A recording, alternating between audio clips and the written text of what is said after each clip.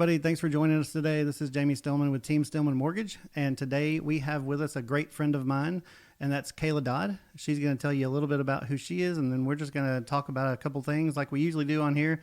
Life, kids, grandkids, all kinds of stuff, all the fun that's going on in the world. So, Kayla, thanks for being with us today. Yeah, thank you for having me. Absolutely. So tell us just a little bit about who you are, what you do. Okay.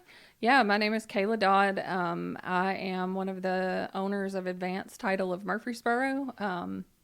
We are a locally owned title company in Murfreesboro, and we do a lot of business with Team Stillman, so we appreciate you. Yeah. We're neighbors. Yeah, we are. In the business world. Yeah, we are. So yeah, we do real estate closings, and just help with any kind of real estate transaction, purchases, sales, refinances, that kind of thing. Yeah. How long have y'all been around? We've been around in some form or fashion since 2008. Okay. So that was a fun year. Yeah, it was. Yeah. I was in mortgage back then. Cool. So yeah, that's what pushed me over to title. Gotcha. 2008. Had to get out of it. Yeah. So then what about family life? What's that look like for you? Yeah. So our family life is crazy. I'm married. My husband, Adam, and I have, between us 6 children. Cool. I have 4. He has 2. So we're a real life Brady bunch. That's awesome. Yeah. How many boys? How many girls? 3 and 3. Oh, so y'all are legit. Yeah. Yeah. Yeah. We have 6, but it's 4 boys, 2 girls. Yeah. So we just missed the cutoff to be, we can't be the new spinoff of the Brady Bunch. We missed it. Yeah. We've got 2 23-year-olds and then 2 18-year-olds. And so everybody's always like, do you have twins? Yeah. And the 23-year-olds, my oldest son is out in the world working a job. He travels all over the country. So wow. I only see him a couple times a year. And then Adam's son is 23. He just graduated from MTSU. But our 2 18-year-olds, they are super close. And so I just say yes when they ask if they're twins. It's just easier. Yeah. Yeah. We have, out of our whole group, Baylor and Gabby Baylor just turned 27 yesterday, and she'll turn 27 on March 10th. Okay. So, they're just barely 2 months, and everybody thought they were, some type of twins or something, because they're like, y'all in the same grade. Yeah. You're both, Yeah. It's like, you got to be twins. Like, no, blended family, the whole deal. But they were always the closest too out of the 6 kids. Yes. They've always been super close, super tight, looked after each other, got along, which we've been lucky. I don't know what your experience has been with blended family. Like, I've heard all the nightmares about, blending kids together. Most of our kids have gotten along wonderfully. We have been extremely lucky as well. We've had the same experience. Peyton and Lexi, our 2 18-year-olds, have always been super close, which was, I don't want to say odd, but unexpected, I guess, because they're a boy and a girl. Yeah. But they just, bonded and then formed the same friend group, and then we're in the same classes, and they would go around the neighborhood selling stuff when they had fundraisers for school and things like that. And they would just clean up because the neighbors all felt like they had to buy from both of them. And that's kind of where the twin thing started. They would all be like, oh, are y'all twins? Yeah. And I was like, just tell them yes. Just go with it.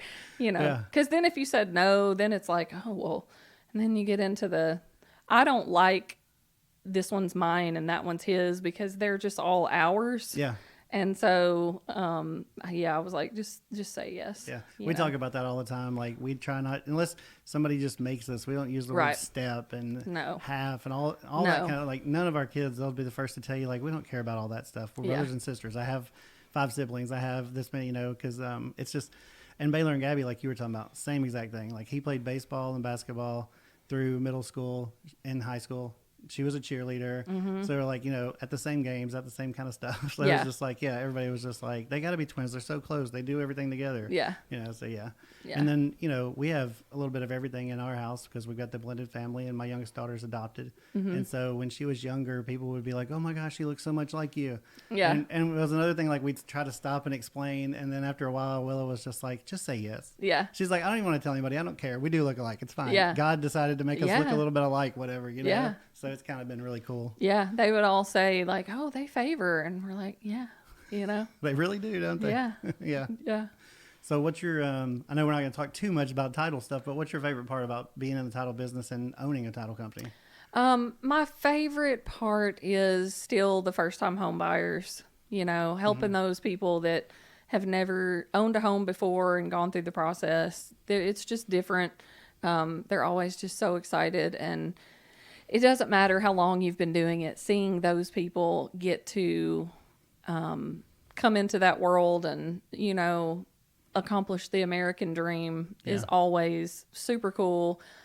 We've had a lot of people lately that are like in their 60s buying their first house. Yeah. Or in their very early 20s buying their first house. Wow. And those are always just really cool. Yeah. Like when they come out of the gate, super responsible, because my early 20-year-old is nowhere near being able to buy a house. Yeah.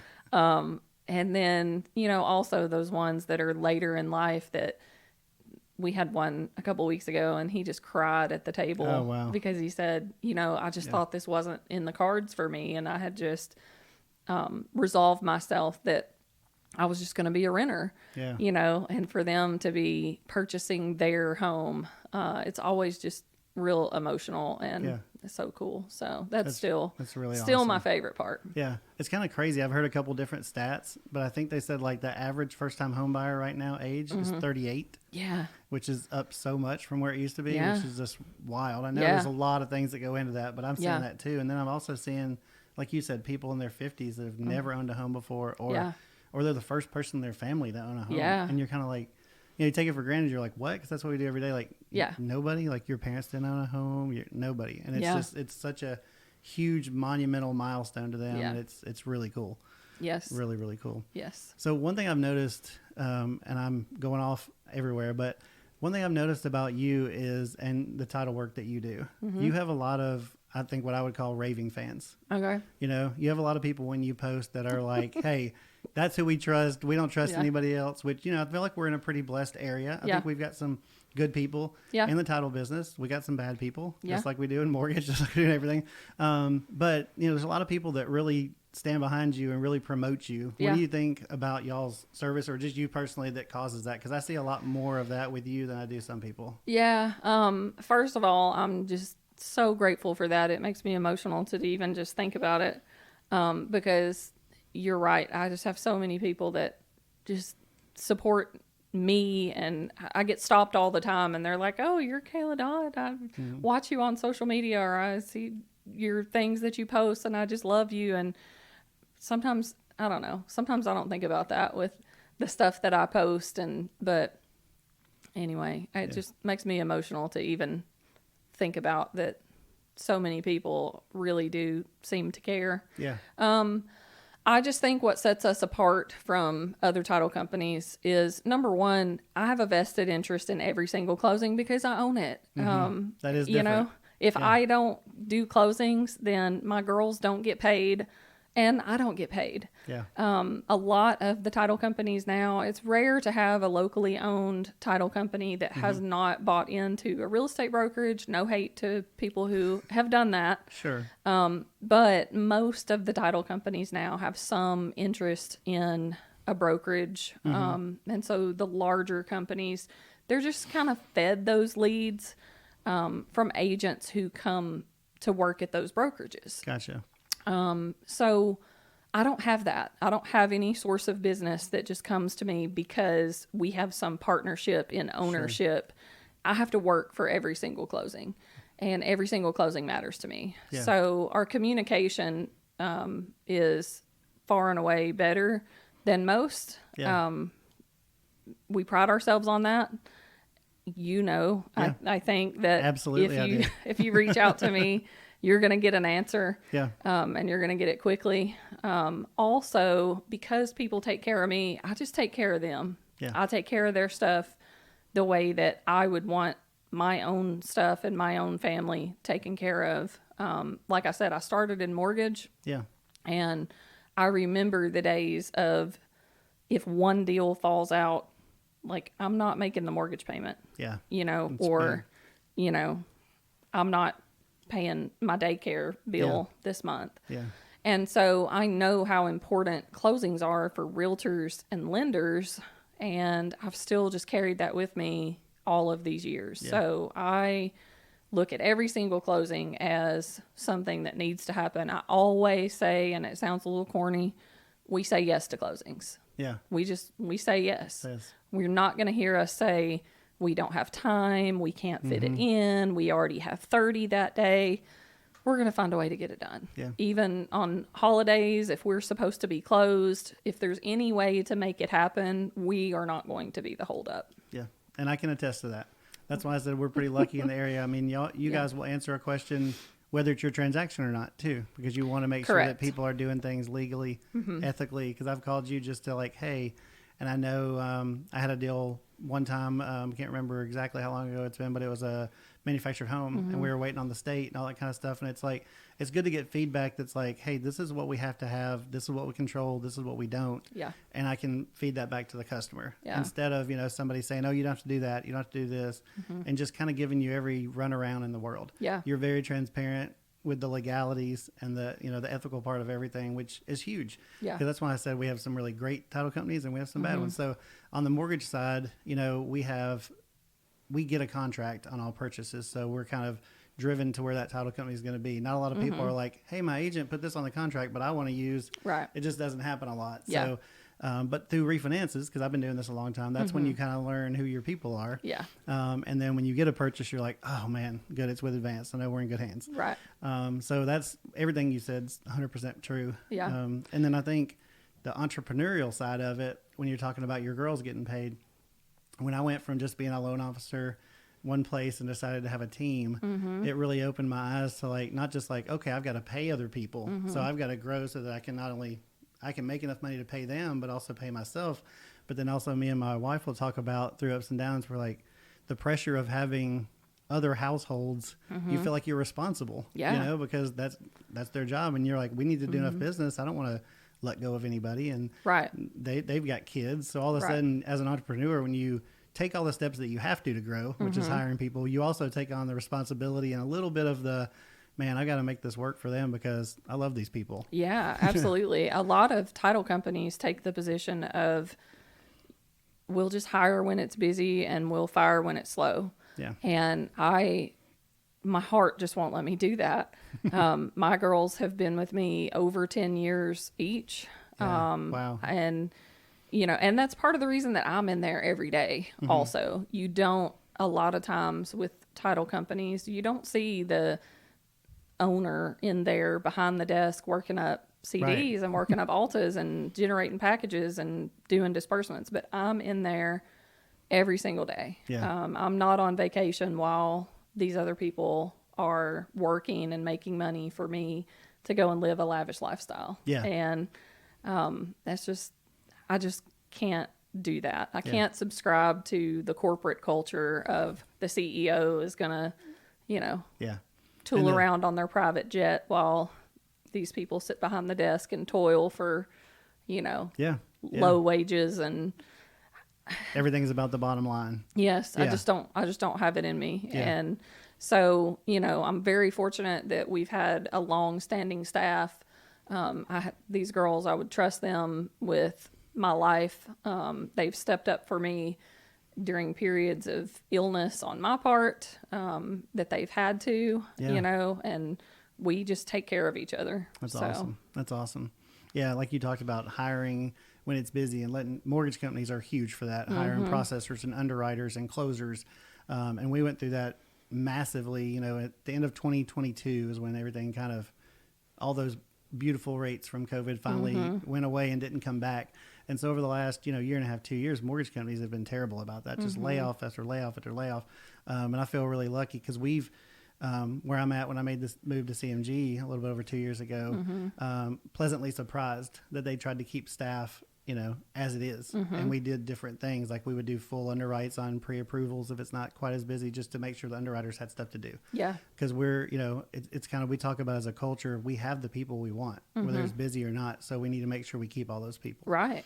Right. And we don't want to just hire people that don't know what they're doing because it's busier and it's all about, we did this many loans. It's about keeping that quality, keeping the mission statement all the way through. So it's huge to have those people, and to have people that long is really cool. I say all the time, I see all these other title companies doing all this flashy stuff and, taking people on trips and oh, yeah. doing all these, classes all the time and building all these education centers and all these, and at the end of the day, I just want to do good quality business, quality closings, and I want to take care of my people. I want people to know when they send a closing to me that I am going to take care of it. I'm going to take care of them, and that they can trust that their referral of their client to me is going to close on time. They're going to get paid for the job that they're doing, and their client is going to be taken care of. And what I tell my girls and what I tell my husband, who's my business partner,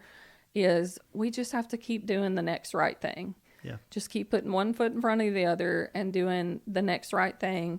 And the business just keeps coming, even when the refis dry up, then it seems to swing over and there's purchases. Yeah. And when the purchases dry up, then here come the refis. And, when one source of business goes away because some agent makes a deal with some title company somewhere else, then all of a sudden this other agent says, hey, I've been wanting to try you. So, it's just putting good out into the world and just doing good business with good people has paid off for us. And that's just my mantra. Yeah. I think it's definitely just that consistency of doing what's right, no matter what, some people will, some people won't. So what kind of thing, it's like, you want to gravitate towards your people. Yeah. You want to find your people. And if for some reason they decide they want to do something else, then maybe that wasn't your people. Yeah. But if you're consistent doing the same thing through there,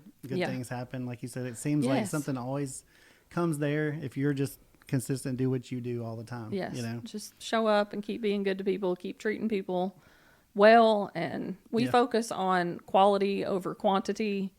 We're just not going to do things that put people at risk, whether it be our loan officer or our underwriter or our client or ourselves.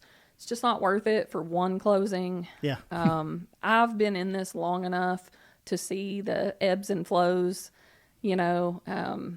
I've had a lot of business, and then I've had days where I thought I'm not going to be able to keep the doors open anymore. Yeah.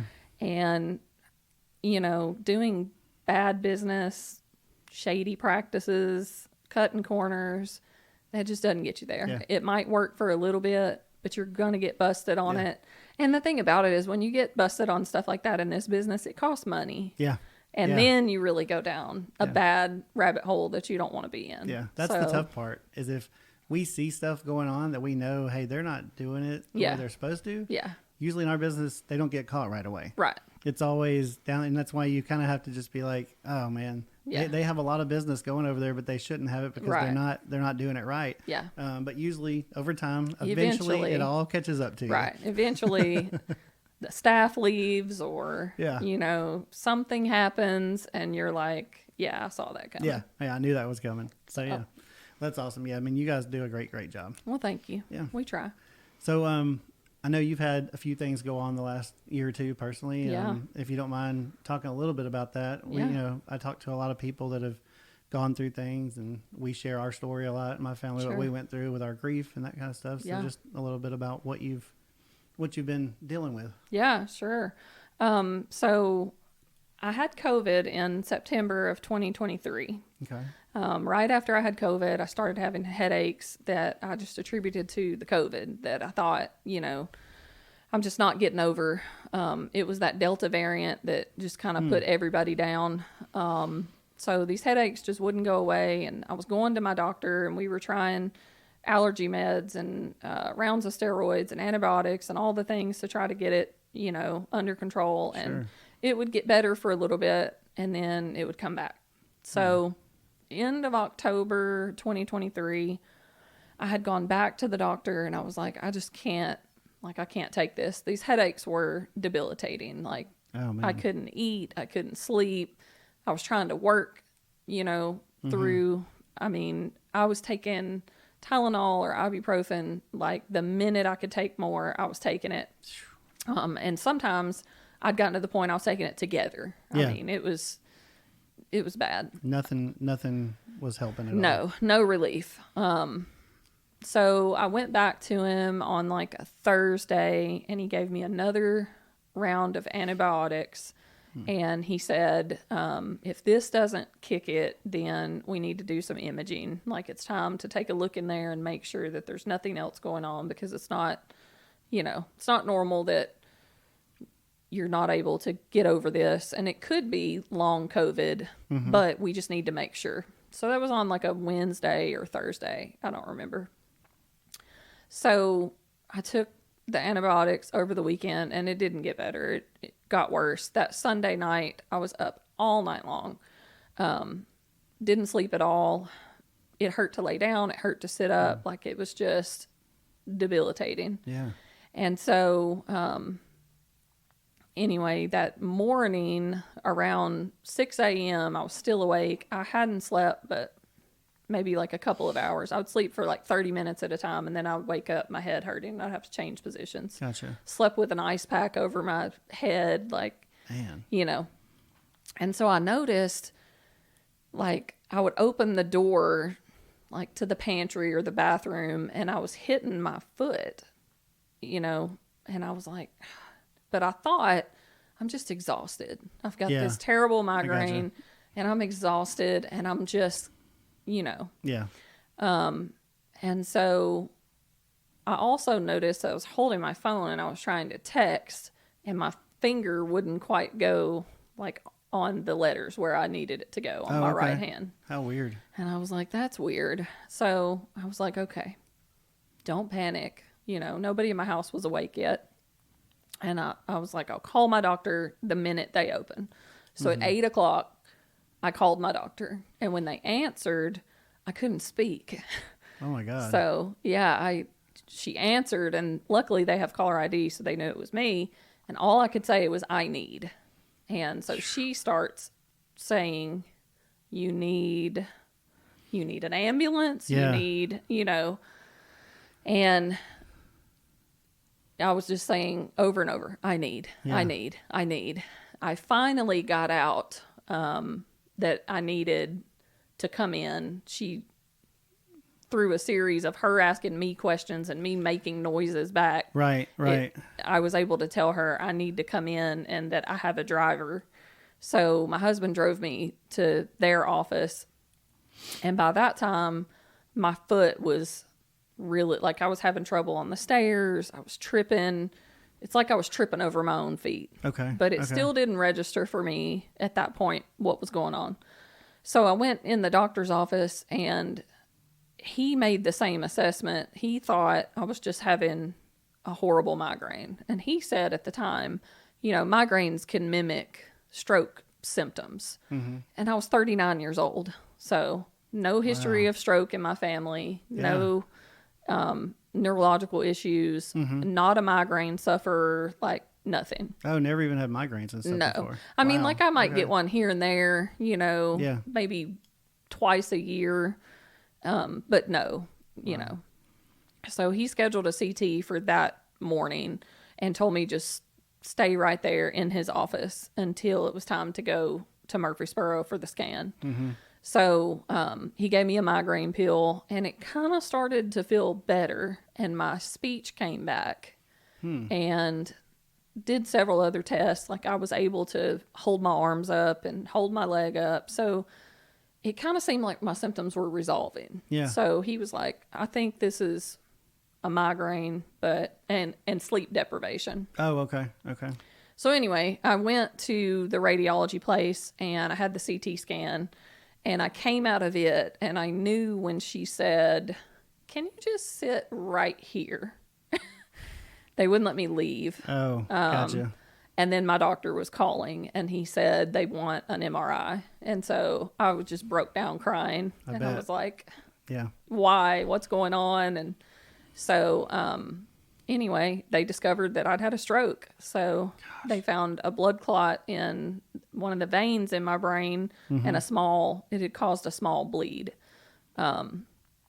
So I had a stroke at 39 years old. With no history, with no, not really any warning signs besides, the headaches. The headaches for a while. So, I mean, how do you, when people talk about getting checked out, how important is it? Wow. Yeah. So. When it happened, at home, I immediately ran to the bathroom and looked in the mirror and smiled because, they always say, like, smile, see if your face is, and my face was fine. Okay.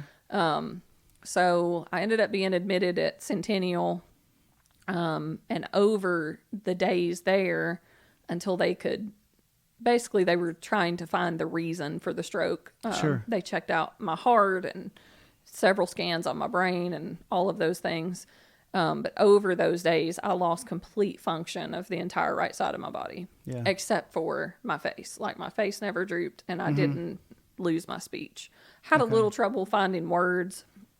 Like, it would just take me a minute. I had the words in my brain, but getting them out of my mouth was difficult. Yeah. But otherwise, I had zero use of my arm, my hand, my leg. I couldn't feed myself. I couldn't go to the bathroom on my own. I couldn't walk. I couldn't even turn over in the bed. Like, nothing. I mean, it was completely dead. So, and that was in a matter of probably 2 or 3 days. Really? Yeah. From when you... From the initial onset. Yeah. From when your foot was acting a little bit wow. Yeah. Yeah. So. And you were in the hospital for a while, right? About a week. Okay. So, yeah, that was on a Monday, and I think the following Saturday or Sunday I came home. So. And that was that still October of 2023? November. It was the first week of November. Okay. Yeah. Okay. I was in the hospital on Halloween. Yeah. So you're a year and a little bit past that. Yeah. Yeah. How's that? Mm-hmm. What's recovery been like? Or so I did. When I came home, I was on a full like wheelchair walker. Yeah. I mean, and I had to have assistance with everything: eating, bathing, getting in and out of the bed, getting dressed, everything. Yeah. My family was amazing. They jumped right in and did all that. Yeah. My friends, like, oh God, people came over and did things for me that I didn't even know like you needed, but like it was Christmas time and somebody just offered to come over and decorate my Christmas tree and like little things like that you just don't even think of when you go. Yeah. When you go through something like that. I was just trying to sit here and play it through my head. Like you said, 39, never had any health issues. Yeah. And then all of a sudden you got to have people help you do everything. Everything. And then not only you got to have people help you do everything, then how are your kids reacting to this, and your husband reacting to, she's fine this day, and now all of a sudden everything's just whirlwind. Yeah. Yeah. Gosh, it's got to be a lot to even think about now. Yeah, it was a lot. My dad is a registered nurse. He's been in emergency medicine for 25 years. And then he's just worked in the hospital setting. And so having him was a huge blessing. He came and stayed with me at the hospital, and he's the one that would go out and advocate for things that in the hospital that I didn't know that I needed. And then my husband, who is an attorney, was my attorney in the hospital when insurance was trying to. Oh, that's a pretty good team to have in your corner.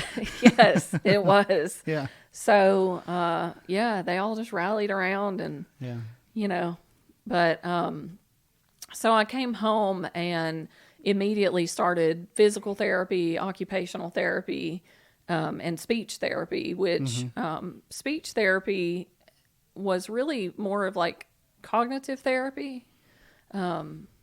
So there's a great place in Murfreesboro called Rehab Without Walls, that focuses on rehabilitation for people with brain injuries. Okay. Most of the rehab facilities that we were looking at were for people with like sports injuries. Okay. Gotcha. or you were in a car wreck and you broke your leg, or, frozen shoulder or things like that, like orthopedic injuries. Yeah, I've actually had frozen shoulder before, so I had a little bit of doing rehab with that. Mm-hmm. Yeah. So they all focus on ortho injuries. Okay. This place focuses on brain rehabilitation as well as the physical therapy. Okay. So they have physical therapists, but a big part of it is like the brain rehab, and it's an amazing place. Is that something you are still doing, or is No. there like a point where you get to, okay, yeah, we're hoping that you don't have more strokes, or right. like that, is it? So and I'm not trying to get too personal, but it's fine. Yeah. So basically, luckily for me, everything came back pretty quickly. Mm-hmm. So the treatment for the type of stroke that I had is basically blood thinners to let the clot dissolve so that blood can flow again. And then once blood starts flowing again, the hope is that everything will start working again. Okay. That is what happened for me. So I don't have any physical deficits. That's amazing. Yes, it is. Some people when they have strokes or have permanent damage, just depending on the type of stroke it was and how long they went without intervention and that type of thing. Luckily, that was not the case for me. And so all of my movement and things like that came back very quickly. And so I think they discharged me. I think I went through the end of December, and then they discharged me from all therapy. So it was just one of those things until I needed it. But as soon as I didn't need it anymore, then I didn't have to go. Gotcha. When you were talking about, very few symptoms and then this happening, is that something that doctors have to monitor now to be like, I mean, I'm not trying to go way off in left field, but it feels like if I was you, every time I got a headache, I would be, oh my gosh, I'd be beside myself. Yeah. Even now, a year later, 10 years later, I would think every time. I mean, my wife's mom passed away when my wife was 24 and she had a glioblastoma. Okay. And so all leading up till when we passed 44, every time she had a headache, and she gets bad migraines and stuff. She's like, this is it. So she just thought, oh my God, what if? Yeah, what if? And that was, through watching her mom go through that at a really young age. So I can imagine if you've gone through it, it's got to be in the back of your head. And like, how do I feel confident that everything's good? Yeah. I didn't know what health anxiety was until all of this. And now I know because I suffer terribly with it. So I can understand that. It's when you ask what the hardest part of this whole thing has been, it's the anxiety. Gotcha. Because it is uncertain. So I did all of my therapy, and throughout that year, I had frequent blood checks and frequent MRIs. My brain's been scanned, and they tell me everything's fine. Your brain's fine. But like you said, every time I get a little headache, I'm like, oh, this is it. Yeah. I'm really sensitive now to barometric pressure changes. So like I can tell a change in the weather before it happens. Okay. I'm like a walking barometer. I have issues with dizziness from time to time. And they just kind of say that all of those things are just kind of chronic issues that I'm just going to have to deal with. Yeah. And they may get better over time. But so I was cleared by my neurologist in October of this year. And then I had started having some abdominal pain in August of this year. And I thought it's just IBS or like, Sure. I've turned 40, like I just can't eat certain things. Yeah. Yeah. So it just wasn't going away. And so my doctor finally ordered a CT scan for that to just kind of look at my stomach and see what's going on. And they found another clot in my liver. Oh, wow. And so now they're like, okay, why are you had a clot in your brain and now you've got a clot in your liver. So they originally blamed COVID. But so now I'm being treated by a hematology team at Vanderbilt. Okay. And so they have tested me for genetic like clotting disorders and they found one. So the good news is they found it. Okay. So they have an idea of what's causing it, hopefully. Yeah. So it's like super rare, like 6 people out of 1 million get diagnosed with this. One of those things you're real lucky, right? Yeah. You hit the jackpot. Yeah. So, the treatment for that is, the these IV infusions that I go every 2 months for to Vanderbilt, and they give me an IV. I get the medicine and go on about my life, and hopefully that controls the mechanism that is causing the blood clots. I'm sure there's lots of questions, but I mean, blood clots, are the two related in some way? Do they think? Okay, it's got to be something. My hematologist seems to think that the clot in my brain was as a result of the condition is called PNH. He seems to think it was the PNH and not COVID at all. Okay. There's no way to know because Centennial didn't test for any clotting disorders. They were just like, oh, it's COVID. Yeah. Because COVID has been proven to increase blood clots. Oh, okay. There's so much stuff that has came out of COVID that's just, I'm sure they're probably still figuring out stuff that it's done to people. Yeah. The type of clot that I had in my brain, one of the vaccines, I think it's the Johnson & Johnson one, has a warning on it for that type of clot. Oh, wow. So it's known that, you know, and it causes that type of clot in women from ages 39 to, they gave me the statistics on it. So they were pretty confident that that's what it was. That it was COVID. I didn't have that vaccine, so they were not saying that the vaccine caused it. Gotcha. This is not an anti-vax podcast. But they were confident that it was COVID. Yeah. Well, and because the symptoms came on, this PNH can be activated in your body from like stress or like trauma. Okay. And so my hematologist thinks that the COVID was so bad, the infection, that it kind of knocked my body down and allowed this PNH to activate, if that makes sense. A little bit. It always was in there, lurking around. Gotcha. And so it kind of activated it. Yeah. And caused the first clot and then caused the second clot. Kind of the perfect storm. Yes. Yeah. Yes. That makes sense. Exactly. Gotcha. So, you know, I mean, it's hard. It's hard to deal with things that, I mean, there's treatment for it, but there's no cure. Right. Like, it's not going to get better. Yeah. It's going to improve, but it's not going to get better. It's not like strep where you can take an antibiotic and you're just like, okay. Yeah. You just learn to live with it. Like, you're not going to wake up one day and be like, well, I don't have to do that anymore because I'm fine. Right. Yeah. No. I literally wake up every day and the first thought that I have is, thank you, God, for waking me up today. Yeah. Amen. Yeah. That makes perfect sense. Yeah. Makes perfect sense. Well, before we get out of here, I think we could probably talk a couple hours and maybe we'll talk some more. Yeah. Something about it for sure. But with what you've gone through, is there any advice to people that you know, kind of, I know you talked a little bit on social media about when you talk to people, but I mean, anything, you know, for what you've gone through that you just kind of say, hey, this is something I want people to know? Yeah, I would just say, you know, live your life every day. Like, love your people, you know? Yeah. It's so unpredictable, as you know.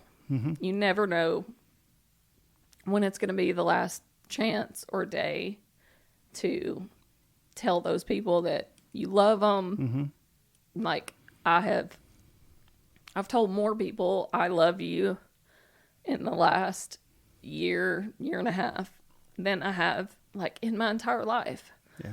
Because if something happens to me or to them, I just want them to know, you know, how I felt. Yeah. We get so caught up with work and our jobs and feeling like this is our identity.